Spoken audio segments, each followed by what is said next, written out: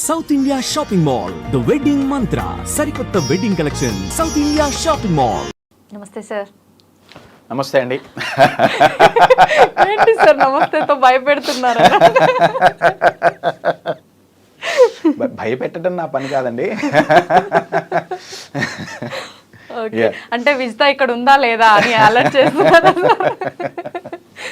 Okay sir, టాపిక్లోకి వస్తే wife and husband అయినా సరే, రిలేషన్లో ఉన్న వాళ్ళైనా సరే, లవ్ అయినా సరే, ఏదైనా సార్ ఏ రకంగా తీసుకున్నా స్టార్టింగ్లో ఉన్న ప్రేమ కానీ ఆ రెస్పాన్సిబిలిటీసు ఏదైనా సరే రోజులు గడిచే కొద్దీ తగ్గిపోవడంతో పాటు అసలు లేకుండానే అయిపోవటము, ఒకరిపైన ఒకరు నెగ్లెక్ట్ చేసుకోవడము, ఇలాంటివన్నీ ఎక్కువగా చూస్తుంటాం సార్. ఎందుకని సార్ అలా? స్టార్టింగ్లో ఉన్నంత ప్రేమ, స్టార్టింగ్లో ఉన్నంత ఎక్సైట్మెంట్, ఇప్పుడు ఐపీఎల్ నడుస్తోంది కాబట్టి 2020లో ఫస్ట్ 6 ఓవర్లు చాలా ఎక్సైటింగ్గా ఉంటాయి. ఏమంటారు దాన్ని, పవర్ ప్లే అంటారు కదా, రైట్? ఫస్ట్ 6 ఓవర్స్, ఎందుకంటే ఫీల్డ్ రిస్ట్రిక్షన్స్ అవన్నీ చాలా ఎక్సైటింగ్ ఉంటుంది. సేమ్ రిలేషన్షిప్స్ కూడా అంతే అయిపోయినాయి. ఫస్ట్ స్టార్టింగ్ ఎక్సైట్మెంట్, తర్వాత స్టార్టింగ్లో ఎక్సైట్ అవుతారు, తర్వాత ఎగ్జాస్ట్ అవుతున్నారు. ఫస్ట్లో ఎంజాయింగ్, తర్వాత ఎన్నాయింగ్. దీనికి కారణం ఏంటంటే అండి, సైన్స్లో పదం వాడాలి అంటే దీన్ని సైకాలజీలో లా ఆఫ్ ఫెమిలియారిటీ అంటారు. లా ఆఫ్ ఫెమిలియారిటీ అంటారు. అంటే అర్థం ఏంటంటే, సింపుల్గా అర్థం కావటానికి నేను ఒక ఎగ్జాంపుల్ ఇస్తాను. ఓకే, కొన్ని నెలల క్రితం నేను ఒక కారు కొనుక్కున్నాను. ఓకే, ఏమంటే కారు కొన్న 3వ రోజు 4వ రోజు డ్రైవర్ డ్రైవ్ చేస్తున్నాడు, నేను వెనకాల కూర్చొని ఉన్నట్టుండి సడన్ బ్రేక్ వేయాల్సి వచ్చింది. వెనక నుంచి 2 వీలర్స్ మీద 2 బైకులు వచ్చేసి వెనక కార్ని గుద్దేసినాయి. అది డ్యామేజ్ అయింది, ఏదో గీతలు పడ్డాయి. ఆ రోజంతా బాధగా కొంచెం అబ్బా కొత్త కారు కొన్న 3వ రోజే అండి, 3వ రోజు 4వ రోజు అబ్బా కొత్త కారు. తర్వాత ఊరుకోకుండా డ్రైవర్ ఉన్నాడు, హాయి కూర్చోవచ్చు కదండి, కాదు నేనేదో నడపాలి నేర్చుకోవాలి అని చెప్పి నేను నడపడం మొదలు పెడితే మళ్ళీ ఇంకేదో గీత పడింది. అబ్బా మళ్ళీ గీత పడింది. ఓ 4-5 నెలల తర్వాత గీతలు పడుతూనే ఉన్నాయి. పడితే పడ్డాలే. ఫస్ట్ టైం గీత పడ్డప్పుడు, ఫస్ట్ టైం దెబ్బ తగిలినప్పుడు అమ్మో కారు, అయ్యో. 4-5 పడిన తర్వాత లైట్ కార్ ప్లేస్లో రిలేషన్షిప్ను పెట్టండి. లా ఆఫ్ ఫెమిలియారిటీ అదే అండి. ఓకే, కొత్త కారు, కొత్త మోజు అంటారే, నాకు ఆ పదం మాటం ఇష్టం లేక నేను ఇప్పటివరకు అవాయిడ్ చేసే. కానీ కొన్న కొత్తల్లో కొత్తది కొత్తది కొత్తది, తర్వాత పాత పడిపోయింది కదా, అప్పుడు గీతలు పడ్డా పట్టించుకోరు. ఇదే రిలేషన్షిప్లోకి వస్తే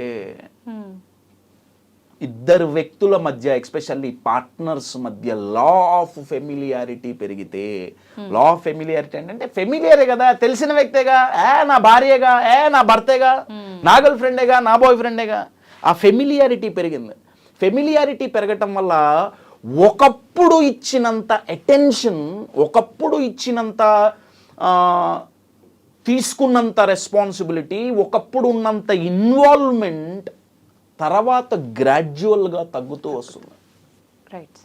ఈ లా ఆఫ్ ఫెమిలియారిటీ అనేది క్రీపర్ ప్లాంట్స్ అంటారే, అంటే తీగలు అవి పాకుతాయి, డైరెక్ట్ ఇట్లా పెరగవు, అవి పాకుతుంటాయి అనమాట. అయితే అవి ఇక్కడి నుంచి అక్కడ వరకు పాకేటప్పటికి తెలియదు, అది తెల్లారు లేచేటప్పటికి పాకేస్తాయి. సిమిలర్లీ లా ఆఫ్ ఫెమిలియారిటీ రిలేషన్షిప్లోకి దూరి పాకేసి రిలేషన్షిప్ని డిస్ట్రాయ్ చేస్తుందండి. ఓకే, ఇంగ్లీష్లో ఒక పదం అంటుంటారు, taken for granted. Taken for granted అంటే తెలుగులో చెప్పాలి అంటే, ఈ పదం బాగా వాడుతుంటారు రిలేషన్షిప్లో. నేను మా ఆయన కలిసి అయిపోయా.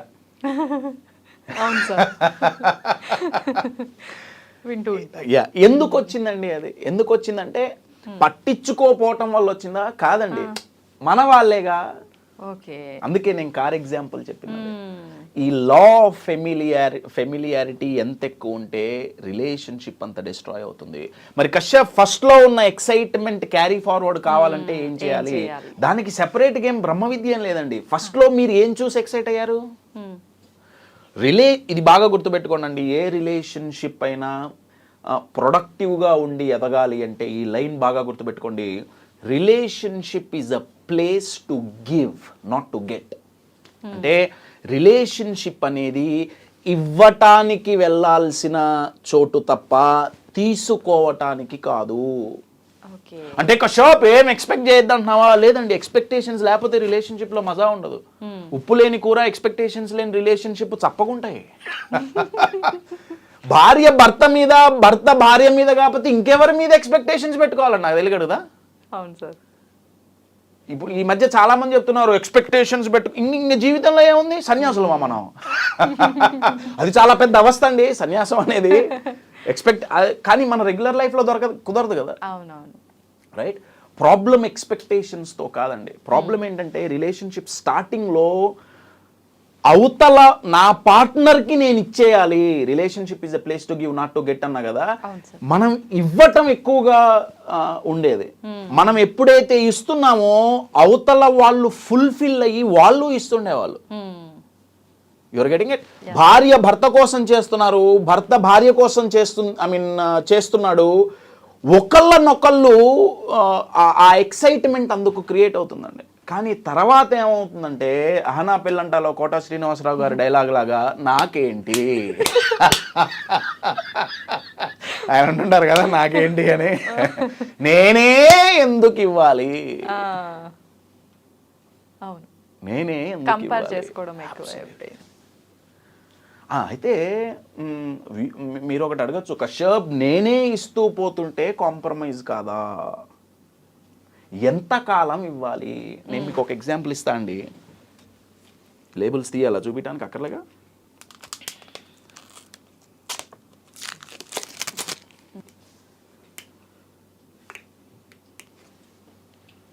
ఇప్పుడు నేనే ఎంతవరకు ఇవ్వాలి?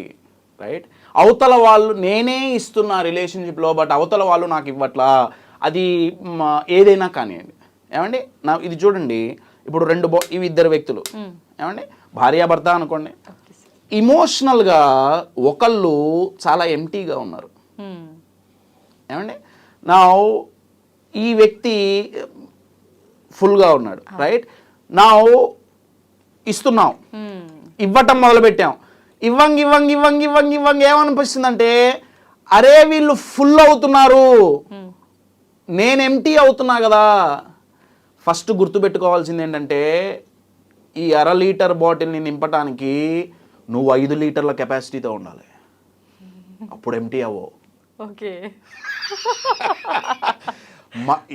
వాళ్ళు ఇక్కడ 1/2 లీటర్ ఫిల్ చేయాలంటే ఇక్కడ ఉన్నది 1/2 లీటరే. అందుకే కొంచెం ఇచ్చేయంగానే అబ్బా కాంప్రమైజ్ అవుతున్నాం. అదే ఇది 5 లీటర్లు 10 లీటర్లు అయితే ఎంత ఇచ్చినా ఇక్కడ ఎంటీనెస్ అన్న ఫీలింగ్ వస్తుందా? రాదు. మరి కశ్యప్ ఎంతకాలం ఇస్తాం? అవతల నుంచి రావట్లే కదా. ఇది బాగా గమనించండి. మనం ఎప్పుడైతే మన పార్ట్నర్ని ఇమోషనల్గా ఫుల్ చేస్తామో వాళ్ళు తిరిగి ఇవ్వటం మొదలు పెడతారండి. ఫుల్ అయితే ఓవర్ఫ్లో అయ్యి రిటర్న్ ఇస్తారు. కానీ మనం ఎప్పుడు ఫుల్ చేయట్లా. మనం ఏం చేస్తామంటే సగం నింపాం. ఏమండి, సగం నింపాం అంటే 1 వీక్ ఇమోషనల్గా రీఛార్జ్ చేసాం పార్ట్నర్ని. ఇప్పుడు సగం నిండింది, నెక్స్ట్ వీక్ నింపాలి. లేదు, ఈ మధ్య సూదులు పెట్టి గుచ్చేసాం మధ్యలో, తగ్గిపోతుంది. నేను మళ్ళీ నింపుతున్నా. ఫస్ట్ ఆఫ్ ఆల్ ఇక్కడ ఎంత కెపాసిటీ ఉంది? అందుకే అండి చెప్పేది, relationship is a place to give, not to get. అవతల వ్యక్తిని రీఛార్జ్ చెయ్యాలంటే పవర్ బ్యాంక్కి ఛార్జింగ్ లేకపోతే ఉపయోగం లేదు. నేనే ఇస్తున్నా. ఫస్ట్ ఆఫ్ ఆల్ ఇవ్వాల్సింది కరెక్ట్గా ఇచ్చామా? అది చూసుకోవాలి. అబ్సల్యూట్లీ. అవతల వాళ్ళకు నచ్చినట్టుగా ఇచ్చామా? ఇప్పుడు నాకు గులాబ్ జామున్ అంటే ఇష్టం అండి. హైదరాబాదులోనే బెస్ట్ స్వీట్ షాప్లోకి వెళ్ళి నేను గులాబ్ జామున్ తిందామని వెళ్ళాను. బాబు నాకు ఒక గులాబ్ జామున్ కావాలి. ఆ వ్యక్తి నా మీదున్న రెస్పెక్ట్తోనో ప్రేమతోనే గులాబ్ జామున్ ఏంటి సార్, మీకు ఇండియాలోనే అద్భుతమైన టేస్టీ రసగుల్లా ఇస్తా, నాకు నచ్చుతుందండి. లేదు, ఎందుకు? నా మైండ్లో ఏముంది, గులాబ్ జామ్ బెస్ట్ రసగుల్లా ఇస్తున్నాడు ఆయన, కానీ నాకు నచ్చదు. అది ఆయనకు బెస్ట్. Absolutely. ఓకే. రిలేషన్షిప్లో ఫస్ట్ ఆఫ్ ఆల్ నేను ఇస్తున్నా వాళ్ళకి రసగుల్లా కావాలేమో, నువ్వు గులాబ్ జామున్ ఇస్తున్నావు. నేను స్వీట్ గురించి మాట్లాడలేదండి, ఇది బాగా గుర్తుపెట్టుకోవాలి. సో లా ఆఫ్ ఫెమిలియారిటీ, ఈ ఇయ్యటం స్టార్టింగ్లో ఎందుకు ఎక్సైటింగ్గా ఉన్నామంటే, every human being is a Born psychologist అండి. పుట్టుకతో మనం సైకాలజిస్ట్లో, మనకు అవతల వాళ్ళ మైండ్లో ఏం జరుగుతుందో తెలుసుకోగలం, మనకు ఆ శక్తి ఉంది. అయితే రిలేషన్షిప్ స్టార్టింగ్లో అది మనం తెలుసుకొని అవతల వాళ్ళకి ఏం కావాలి మనం ఎక్కువగా ఇచ్చేసి వాళ్ళు మనకిచ్చేసి దానివల్ల ఎక్సైట్మెంట్ బాగుంది. తర్వాత నేను ఇందాకన్నట్టు కొత్త కారు గనక పాతబడ్డట్టు మన వాళ్ళేగా ఎక్కడికి పోతారు, ఏమవుతుంది ఓ 1 వీక్ టైం స్పెండ్ చేయకపోతే, ఏమవుతుంది ఒకసారి మంచిగా మాట్లాడకపోతే, ఏమవుతుంది ఒకసారి అరిస్తే,